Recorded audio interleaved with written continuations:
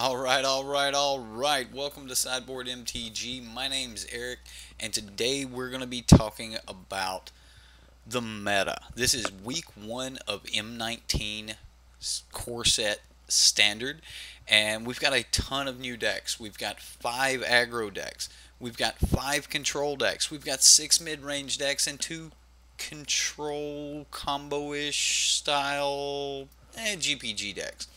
We've got a lot to cover, and I've kind of got a little format here that I kind of want to use for covering all of these.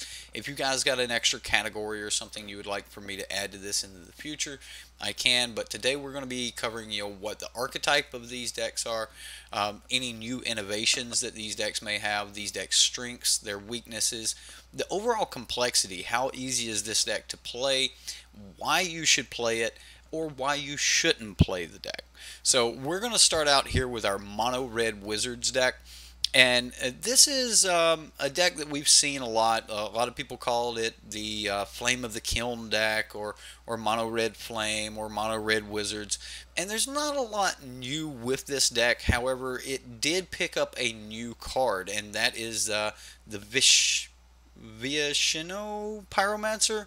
Either way, the new Pyromancer is a 2-mana 2/1 that when it enters the battlefield, it deals 2 damage to target player or planeswalker. So this just gives a little bit more reach, and again, this deck plays a lot like a burn deck. So this is an aggro style burn deck, and it's very fast. Its strengths are, it's really fast. It's consistent. It's very consistent. It can cast multiple spells per turn, which is very good against counter spells and things like that. Now, it is very weak to board wipes and life gain because it's trying to, get your life total down as quickly as possible. The deck is very susceptible to life gain, and just a few points of life gain can actually upset this deck very much, especially if they can wipe the board and take that away from you. As far as overall complexity, I'm only going to give it a 1 out of 3, and I'm only going 1 through 3 on my complexity, and I don't think the deck is extremely complex. One of the things that you need to know about this deck if you're going to play it is play it a lot like a traditional burn deck, where you want to maximize your mana output as much as possible. Every card in the deck is already extremely mana efficient. So if you can cast as many spells as possible, most of the time you'll get your opponent down to, that burn range, and you're looking to just top deck that burn for the win. Now, should you play this deck? Probably, if you have a very heavy control based meta, or you just don't like going to time. One way or another, if you play this deck, you're going to end your matches very quick. Either you're going to get far behind and you're just not going to be able to win it, and you're just going to know that it's time to scoop it up and move on into game 2 or game 3, or you're going to just hose your opponent, and you're going to be done really quick. So match time is another good reason to play it. Now, if you're what would be a reason not to play this deck? And that's basically going to be the lack of an engaging game, or if you have a heavy mid-range meta, then you may or may not want to play this deck. Now, next here, we do have an Oketra's Monument deck. Now, this is a deck that is basically just a go wide aggro deck, and there are a ton of new innovations in this deck. So I am going to go over the new cards here really quick, and those are Militia Bugler. This is a 3-mana Vigilance 2/3, so it's already fairly well priced. It's 1 white and 2 colorless, but when it enters the battlefield, you get to look at the top 4 cards of your library and reveal a creature card with power 2 or less from among them and put them into your hand. Now, remember that power 2 or less part, because we're going to be talking about that here on the next card. Also, if you play a creature with power of 2 or less with Mentor the Meek out, which is another 3-drop. Now, the vanilla test, this doesn't really pass. It's got the 2/2 for 3.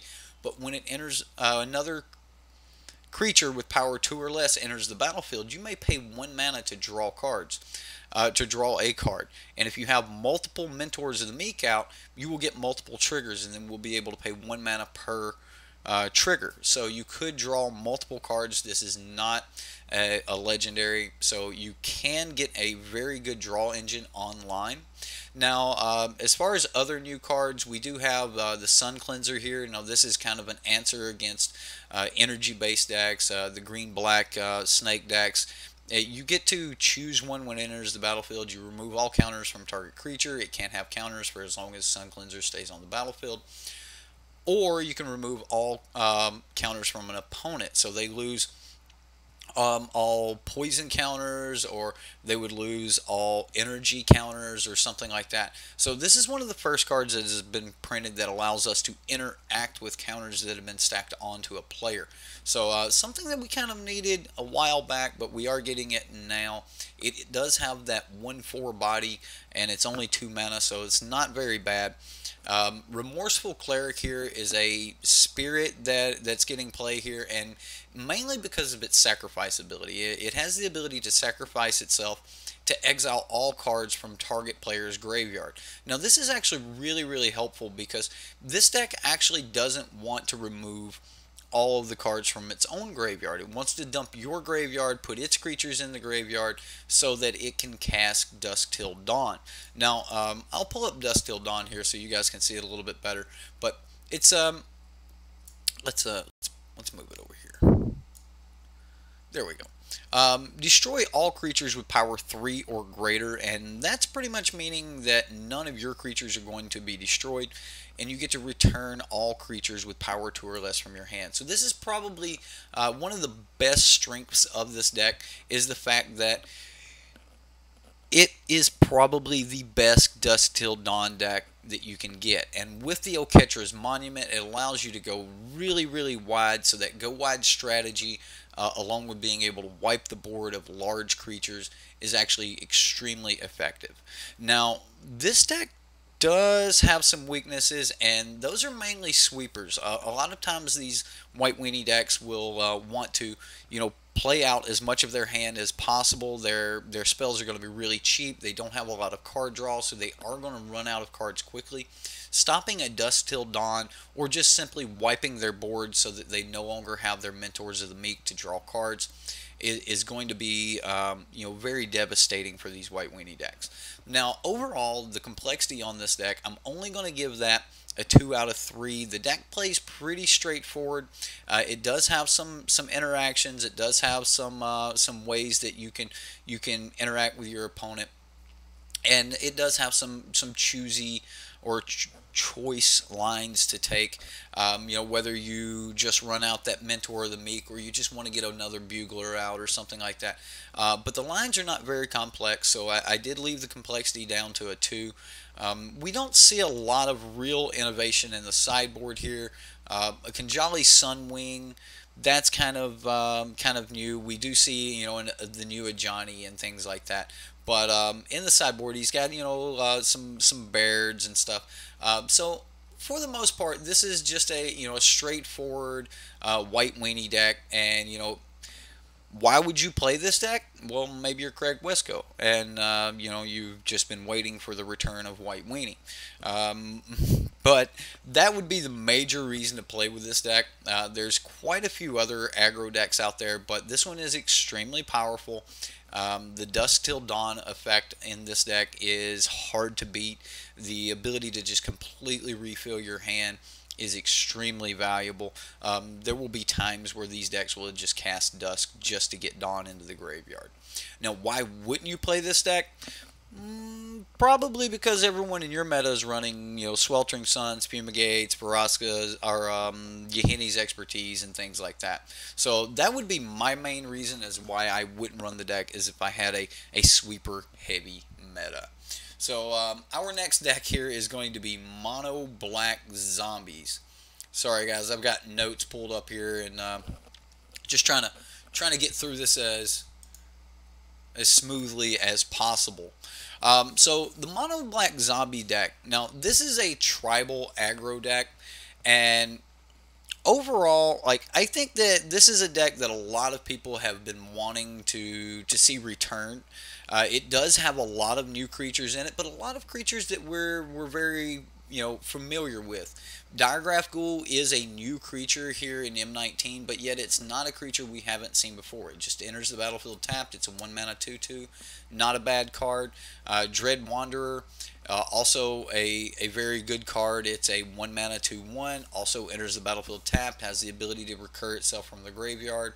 We see, new cards here like Graveyard Marshal. Now, Graveyard Marshal is just a 2 mana 3/2, which is extremely good. It passes the vanilla test there on the 3/2. It gets around the Goblin Chain Whirlers and such, and has the ability that you can pay 3 mana and exile a creature card from your graveyard to put a 2/2 black zombie creature token onto the battlefield tapped. So this is actually really, really good. Now, if you'll notice, there are quite a few lords in this deck. Now, this particular version actually has 8 lords, but I have seen versions running up to 9 and 10 lords, and those extra lords are either in a 4th copy of Death Baron, or some of these decks are squeezing in a few extra copies of Metallic Mimic. Now, Metallic Mimic's at its strongest here because not only with the Death Baron, you're getting that +1/1 on zombies. You're getting the +1/1 on zombies from your Lord of the Accursed. Your Metallic Mimic's going to give those +1/1 counters. You get further up the curve, you notice that it has Liliana's Mastery, which is yet another Lord. So in a way, you can say this deck's actually running upwards in the neighborhood of 12 lords, something along that line, those lines. This particular version does have like 12 lords if you count the Liliana's Mastery. Technically, it's not a lord; it's more of an anthem effect, but we do have quite a few anthems here. And I think that that's one of the bigger strengths to this deck, is it floods the board with a lot of mid-sized creatures, and just all of those lords make every creature just a more and more potent threat. It does have really good removal. Unfortunately, it just doesn't have a lot of really good removal. We only see a couple copies of Fatal Push, a single cast down, 2 mainboard Vraska's Contempts, but we have been looking for a place that we can play this new Liliana. Liliana, her new abilities really go well with zombie tribal. If you look at the +1, you put the top 3 cards of your library into your graveyard. If at least one of them is a zombie card, each opponent loses 2 life and you gain 2 life. You can neg to her. Target creature gets neg X until end of turn, where X is the number of zombies you control. And then, of course, her neg 3. You may cast zombie cards from your graveyard this turn. Now, that's kind of what you're aiming for with this Liliana.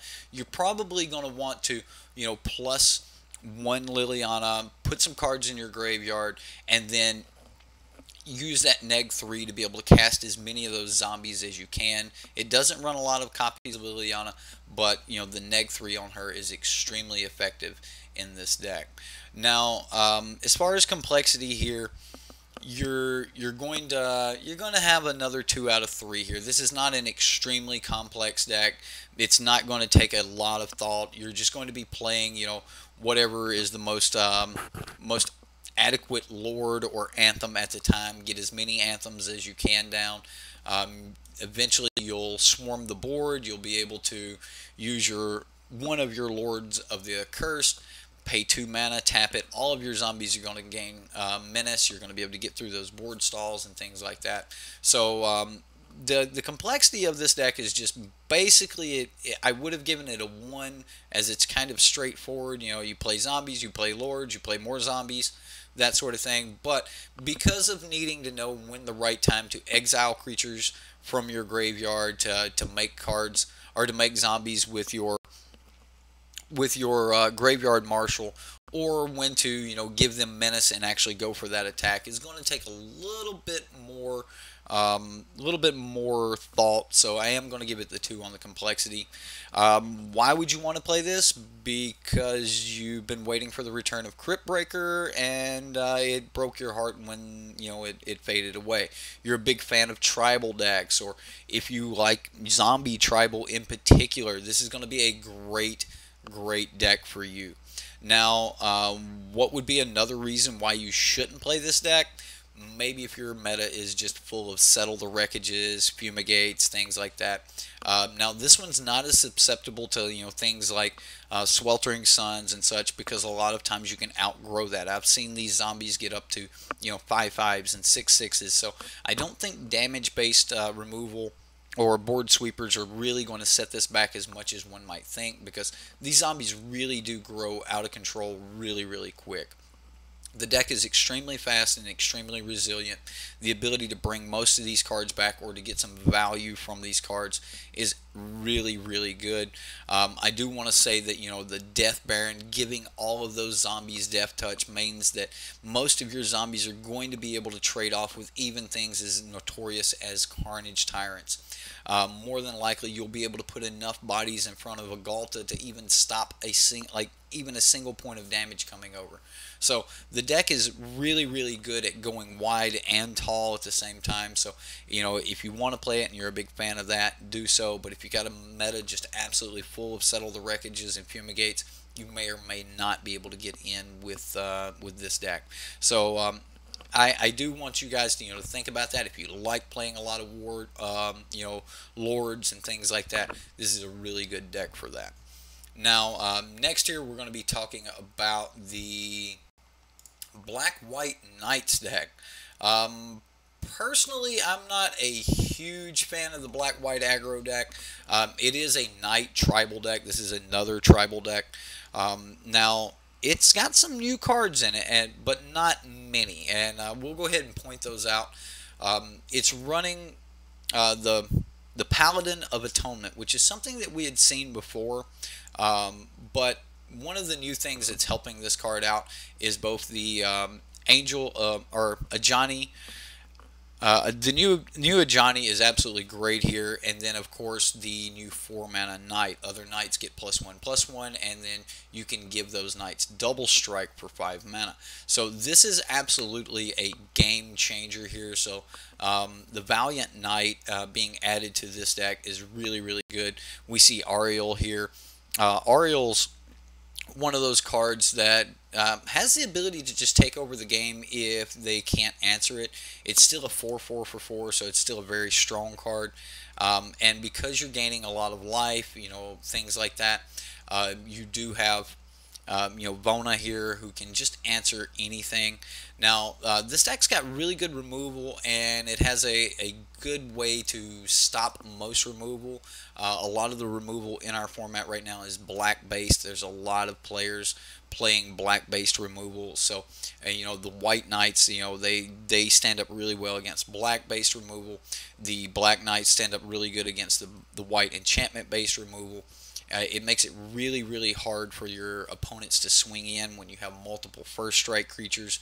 It doesn't take a whole lot to get your Knights up to the point where you can block almost anything on first strike. Now, because of that, though, most of your creatures are on the ground. You don't have a lot of flying. You're a little bit weak up in the area of flying. But again, those first strike Knights, you can flood the board extremely fast. The deck is extremely cheap and low to the ground, so you can get under those control decks. But again, you have a lack of draw power, and the deck does run out of steam very quickly. So those are some of the strengths and weaknesses. As far as complexity goes, this is going to be another 2 out of 3. You're just going to want to sequence your Knights, the best that you can, making sure that you get the right lords down, playing around, the certain burn-based removals and things like that, trying to get those lords down so that your other Knights come in and are protected from burn-based removal is going to be very key.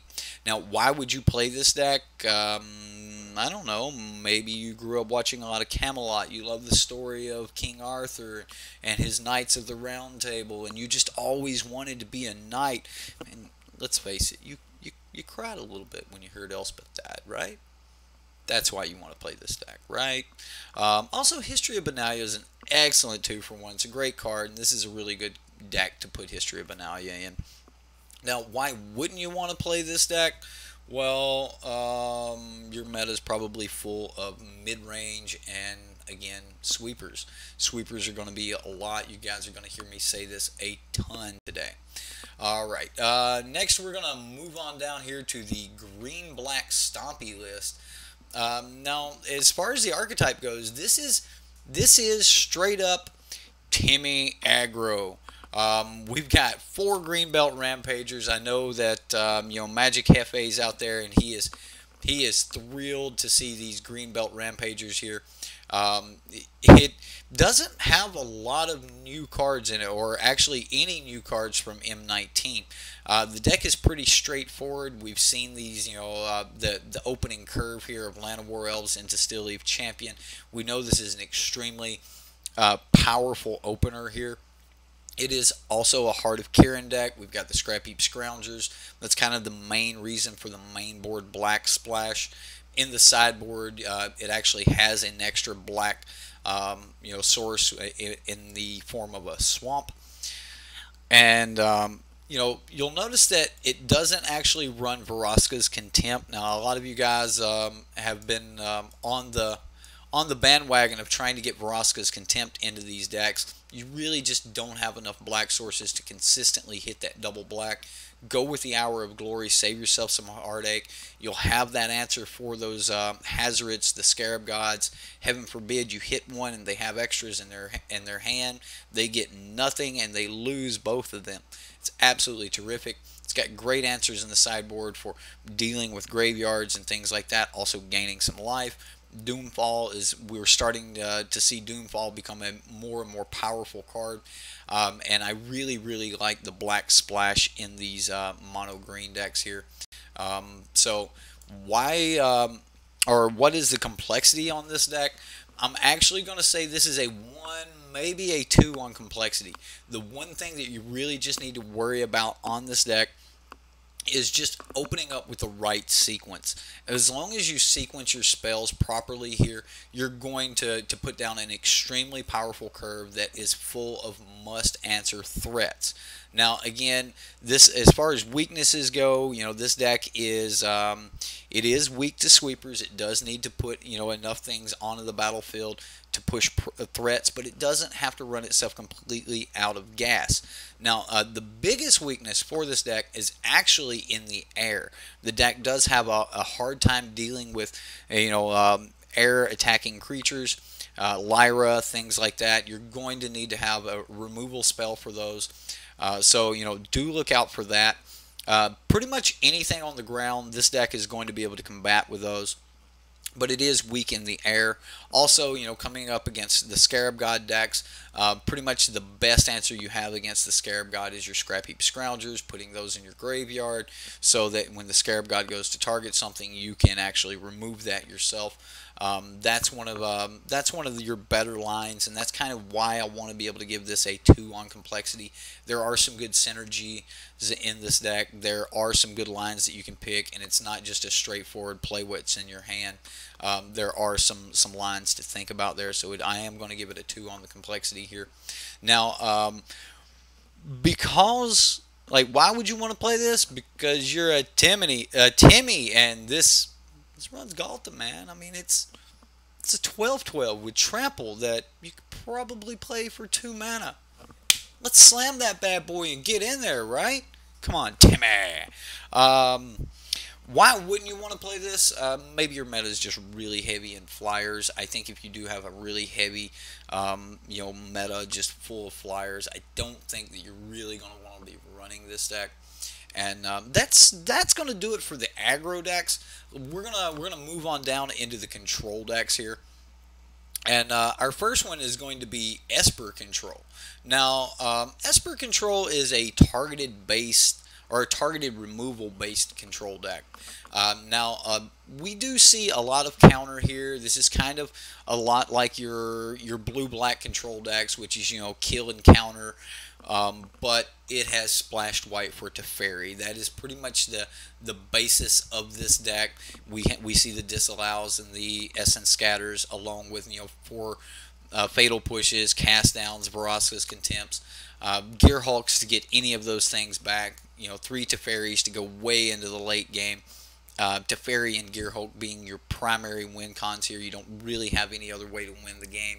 But we have all learned that those are normally just more than enough to wrap things up. So this is there's not any real new innovations here. We're not even seeing Anticipate or anything like that in these versions of the deck. But this deck is very, very strong against creature-based decks. It does have perfect mana. We know that the Esper Shard, the Grixis Shard, the Bant Shard, I think there's one more. Can't think of it right now. But those shards have perfect mana, and this one is no different. It does have perfect mana. Now, this deck is actually weak against is a control versus control mirror, or an extremely fast deck that can put down multiple creatures per turn. Something along the lines of the mono red wizards would give this deck a little bit of a heartache, but you will see that it is running 3 copies of Syncopate, so it is ready for those early counter spells. So not really a ton of weaknesses to this deck. We've seen this deck do really well in the past couple weeks. As far as complexity goes, this is a very complex deck. Knowing exactly what counter to use versus what spell your opponent has is going to be very, very crucial. I highly recommend that if you're going to play this control deck, or actually any of these control decks that I'm going to mention, because they all have a 5 complexity, or a 3 out of 3 complexity. If you're going to play these, you really need to know the meta that you're playing in. You need to know the likelihood of a certain card being in the deck. You need to be able to play around these cards and things like that. Now, why would you want to play this particular version of the deck? Well, you want to play this deck because you're a blue-black control player, but you happen to own the split lands for splashing white, and you own some Teferis.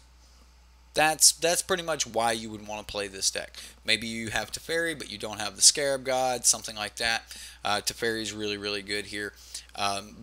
So that's why I would play this. You know, like if you wanted to get into a control, but you didn't want to run the Scarab God, and you had the Teferis, I think that's where you would want to move into this one. As far as you know, why you would not want to play this is if there's actually a lot of blue-white control in your meta. Just the pure blue-white Teferi deck. I think this deck is actually a step down from that one as far as being a control deck. If you're really a spike and you wanted to play the control, you're probably going to move over to that blue-white deck. If you're a Johnny and you want to have some fun and you want to see some other things, you want to do some other things, you want to kill, you want to counter, you want to draw a bunch of cards, then this might actually be the deck for you. So that's our Esper Control list. We're gonna move over to our Jeskai Control list here. Now, this deck's actually reminiscent for me of the old red-blue control decks that we used to see back in Kaladesh and stuff. Now, this is a counter-based draw-go Jeskai Control deck. There's very few spells that even need to be cast on your turn. You're going to have to cast your Search for Escanta on your turn.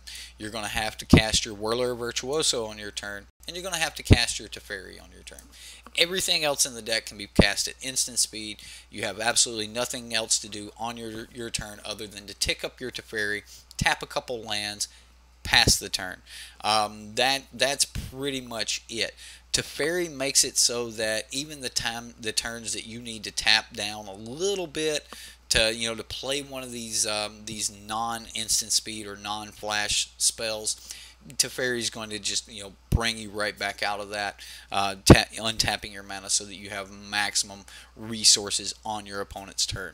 The deck is absolutely chock full of draw spells. Here with Search for Escanta, we could cycle the Censors. We have 4 copies of Glimmer of Genius. The deck is absolutely terrific when it comes to drawing. We know how powerful Teferi is. Worst case scenario, you're playing Torrential Gearhulks on empty boards to get Glimmer of Geniuses back, to gain a few extra cards that way. So the deck has a lot of draw power. Now, that's pretty much the strength of the deck, is the fact that it is so strong as far as being a control Teferi deck, playing everything on instants. The ability to just hose those Scrap Heap Scrounger decks with 4 copies of Magma Spray is absolutely terrific. And so that's kind of the strengths of the deck. I think the deck is slightly weak to multiple spells per turn. It doesn't really have any sweepers, and its removal is burn based. So if you are able to get down multiple, mediocre, mid-sized guys at this on the same turn, a lot of times you will be able to sneak one of those through. One of the ways you'll beat this deck is to just completely force them to answer absolutely everything you play and finally stick something. Once you stick it, it's going to be a lot harder to remove, especially if it has some way to protect itself. Something like a Carnage Tyrant or something like that is going to be absolutely devastating for this deck, as it has no answer whatsoever to something like a Carnage Tyrant. So those are the big weaknesses here. As far as complexity goes, this is again, it's a 3 out of 3. You need to make sure that you are picking the right spells to aim at your opponent. Make sure that you're using the right counter spell for the right spell that your opponent's using. Make sure that you don't use a disallow when you could have gotten away with a censor, or maybe even cycling the censor and using the disallow because you needed to get that extra land and hit those land drops. For the most part, though, this deck just uses its energy and its Whirler of Virtuosos to protect Teferi long enough for Teferi to just absolutely take over the game. And we all know just how devastating that Teferi emblem is. So complexity is a 3. You do need to pick those lines perfectly. You need to pick those spells, make sure those line up against your opponents. But this is a really, really good deck. And why would you play this deck? Well, maybe you're a control player that is just sick of losing to Scrap Heap Scrounger decks. This deck is really, really good versus Scrap Heap Scrounger decks. You have good answers to actually allow those Scrap Heap Scroungers to hit the battlefield, then Magma Spray them away, just being done with them. And then you have a ton of counter spells and ways to stop their bigger creatures, things like that. Magma Spraying the Scrap Heap Scroungers are going to keep them away. So you're going to stop a lot of the things that other people are doing to deal with the control decks. You actually have some really good main board answers for those. So why would you not want to play this? Probably because you've got a meta full of control decks and no one's playing aggro or Scrap Heap Scrounger or anything at your meta. If there was a lot of control decks in my meta, I don't think this would be exactly what I would want to sleeve up. But it is a deck that we're gonna have to worry about. So next here, we're gonna move down to Temur Control. Temur Control here. Now this is a really cool deck. Now I was excited to see this, and first off, this is a deck that we have been using another name for. This was Saffron Olives, 4-color spice. We've seen Todd Stevens play this on this the Vintage League. Now, this is not the same deck they were playing on the Vintage League. A lot of you guys, if you did see me, talk about that deck, I mentioned that deck was built for their team standard, unified standard, slightly unified standard. This deck is kind of built off of that deck. One of the things I mentioned about that deck was the abrades were being used in other decks, and they just didn't have access to a braid. And one of the things that I wanted to do was add a braid to the deck. Now, there's no new innovations in this deck as far as M19 cards, but the deck itself is an innovation. This is not something that we have had in our meta for weeks and weeks and weeks. We've actually only started seeing this deck in the past 2 to 3 weeks. So, there might still be some evolution of this deck in the future, but for right now, I am just happy to see 4 copies of a braid in this deck. Which, it's a very powerful deck, and it does use Sifter Worm to some of the greatest effect of any deck that you could possibly see use Sifter Worm. And let me explain really quick how that works. When Sifter Worm sees one of these split spells here, these Aftermath spells, as long as it's not on the stack, these split cards maintain the converted mana cost of the entire spell. So you're going to get 3 from Spring plus another 6 from Mine. That is a 9 converted mana cost spell as long as it's not on the stack. And what I mean by on the stack is if you cast Spring, Spring will go on the stack, and that is a 3 converted mana cost spell. If you cast Mine, Mine will go on the stack, and that's a 6 converted mana cost spell. But if you're revealing it with a Sifter Worm, and it's not on the stack, then you're going to get the converted mana cost of the entire spell. So this will be gain 9 life. A commit to memory will mean that you gain 10 life, which it can be absolutely devastating to a to an aggressive opponent, especially when you're holding them back with things like the thematic compass and stuff like that. So the deck is actually it's a ramp-based control deck. The whole deck is the innovation. Its strengths are it's very strong against mid-range strategies. And due to the construction of the deck, it really just blanks most of your opponent's strong removals. Unless like they have sweepers, they have things like that. There's just not a lot the opponent can do against this deck. And its primary win con is not actually the Sifter Worm, it's the deserts, and it can mill you out with Ipnu Rivulet. This is a ramp deck that can use its deserts to actually mill you out. It has an extremely strong game 1 plan. It attacks most decks from an angle that those decks are not used to dealing with, so it's very hard for a lot of decks to fight back. This deck has a ton of strengths and is a really good deck. We've seen people use it to a lot of effect, and I'm very happy to see this start to settle into a 3-color deck. Temur Control, I think that this is kind of where this deck's going to stay in the Temur colors. I think that's absolutely perfect for the deck. And as far as weaknesses, this deck it's kind of weak to counter decks or some really fast aggro decks. If you can get under the Hour of Devastation, you can get your creatures in there and get a lot of damage in early. You might be able to finish it off with burn before they get to the Sifter Worms and such. But overall, it's going to be really hard for you to get under this deck, as it's going to clean the battlefield up very quickly.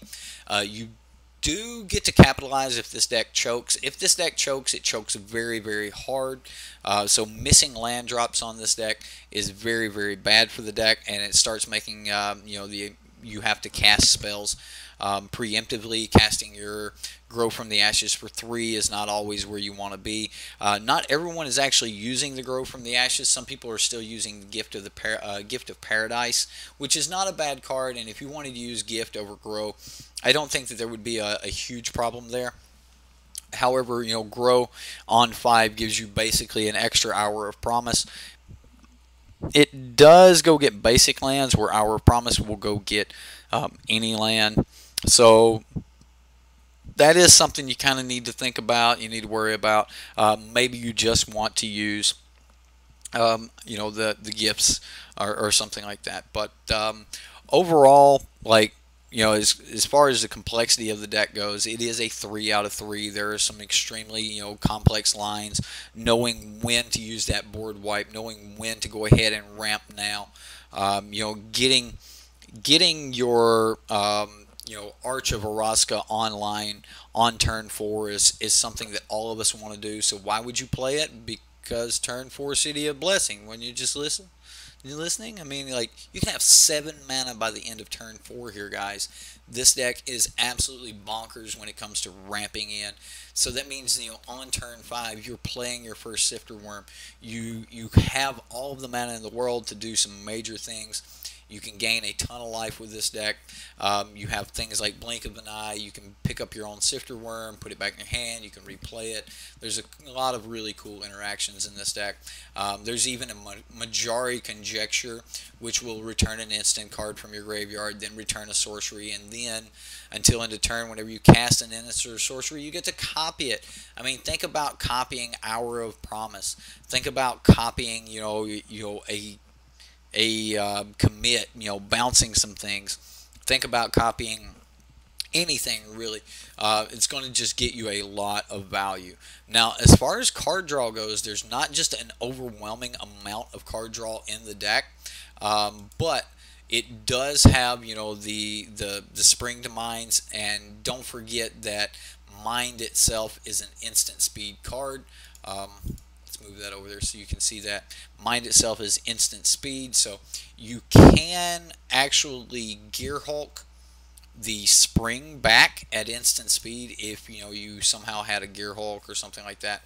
Just some things to think about.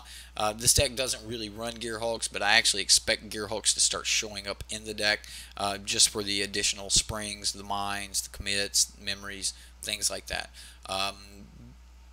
If that actually happens, we'll see. As far as the sideboard goes, we got some pretty decent cards over here. It's running a lot of Glory Bringers, Carnage Tyrants. Carnage Tyrant is kind of, you know, we're going to say that a lot, you know, today. Like, this deck has a hard time answering Carnage Tyrant or something. And Carnage Tyrant is one of these cards that lives through your Hour of Promise or Hour of Devastation, which is very, very important. I mean, you burn the board for 5. Carnage Tyrant is still there, getting in for 7. They normally can't have a ton of things left over to stop you after you wipe the board, so your Carnage Tyrant or your Sifter Worm is still standing strong. Again, the overall complexity of the deck is it is a 3 of 3, and you know, if you want a ramp deck, this is probably the best one you're going to get. Why shouldn't you play this deck? Probably because you're a Spike and you think this deck's a little too much on the jank side of things. If you're a Johnny, this deck's right up there. If you're somewhere between a Timmy and a Johnny, this deck is still right up there. Look, we got these big, huge creatures that we get to slam down. And there's a lot of decks that are really, really weak and susceptible to these creatures. So next year, we're going to move into our next control deck. And this is actually a blue-black control deck. Now, overall, this is just like kill and counter, and it's a lot like the deck that we just spoke about earlier when we were talking about the Esper Control. I mean, it's a counter kill control deck. Let's get out of the sideboard here. As far as the main board goes, there's not a ton of innovation here. You do have an Anticipate. We see Murder. Though these are pretty much, you know, the bulk of new cards in the deck. You're basically, you know, you're just killing creatures, you're countering creatures. You've got really, really good draw cards. Anticipate, Glimmer of Genius, both really, really good ways to draw cards. You've got early removal as far as the Fatal Push or Syncopates go, and then of course, you know, you can Essence Scatter early. So it's just a ton of removal here with you know, a little bit of counter backup. Now, as far as you know, the top end of the deck goes, you're going to be casting, you know, the Scarab God. You're going to be casting Torrential Gear Hulk, and we know how these decks can kind of take over. We see that, you know,